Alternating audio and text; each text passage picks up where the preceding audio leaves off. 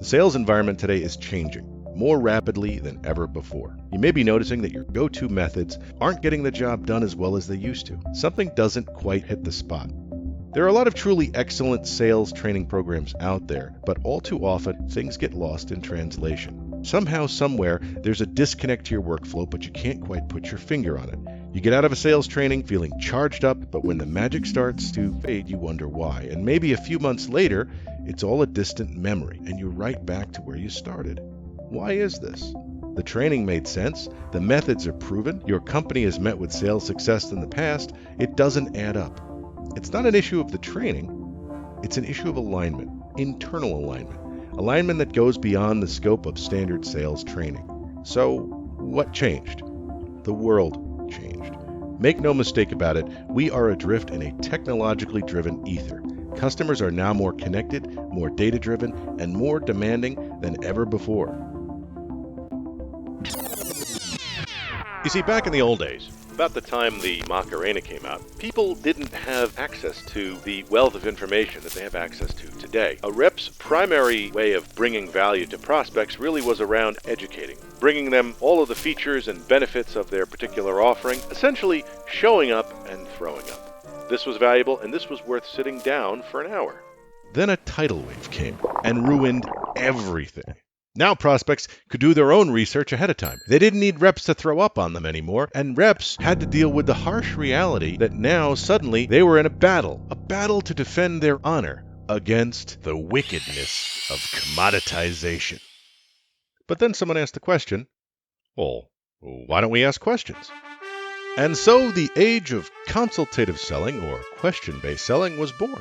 And the bar was raised of highly innovative sales tactics and strategies that have advanced both the art of selling as well as the science of selling to staggering new heights. Everything has gone to plan. The problem is waves come in sets. And we're in the process now of either surfing on or being crushed by a new wave. Digital transformation. If the internet is an information highway, then digital transformation is a fully integrated information transportation infrastructure from Star Trek. Huge clouds raining down copious amounts of data requiring all kinds of analytical tools just to avoid paralysis fuel a whole new internet. And then we're all connected. Each of us is a walking, talking office, having evolved from our primitive 8 and 16-bit ancestors to a point now where the end-user omni-experience is multiplying the effects of digital transformation like the DNA in a bamboo forest. And it's all adding up. Some estimates put us at about 1.7 megabytes of data being produced by each person each second of the day in the next couple of years. That's like producing one high-definition photo per second per person. If you printed all those photos out as 5x7s and laid them on the ground, you'd have 9.5 miles of photos. Now, I don't normally think about my camera roll in terms of mileage, but that's the kind of scale that we're talking about here. The fact of the matter is, in a 2-year span right now, we produce more data than has been produced in all of human history. All of human history. This blue rock floating in space produces 2.5 quintillion bytes of data per day. That's quintillion with a Q, meaning take the number 25 and add 17 zeros behind it. To give you a better idea, the Library of Congress, for example, has 523 miles of books stored inside of it. That's the equivalent of stacking 6,670 libraries of Congress on top of each other every single day.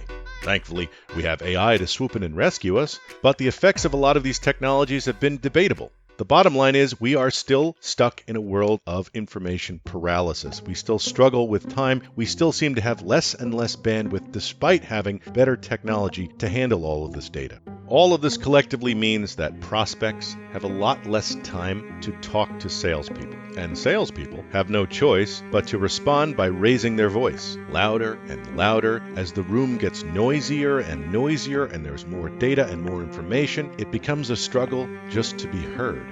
Cold outreach is becoming increasingly difficult, more so than it's ever been. They're too busy, or they're not interested, or they suddenly develop telepathic powers and are able to determine in an instant that they don't need your product, it's all bunk, and that their status quo is fine. Who knows? Whatever the case may be, the bottom line is, these people are really busy. And they're being maniacally pursued by vendors just like you. And while you might feel that you can provide them with a great amount of value and a fresh view of the world, in all likelihood, they don't see it that way. Like most prospects out there, they probably view the vendor as a single solution provider for a specific situation that they may or may not run into. In other words, break the glass if needed. And unless there's a fire, they probably don't think they need to break any glass. Because the status quo is public enemy number one when it comes to killing deals. So how should this changing environment be addressed? What should sales organizations be looking out for, and what should change? Tried and true methodologies of the past are still just as valid today as they were years ago. The difference has to come in how we use these tools, how our strategies are laid out, and how our tactics are actually employed. Sales today is less about creating value through your offering and more about creating value through your partnerships, alliances, and as a true consultative sales professional. In today's noisy, busy environment, if you can fill the gaps beyond just your product line, prospects will begin to view you differently.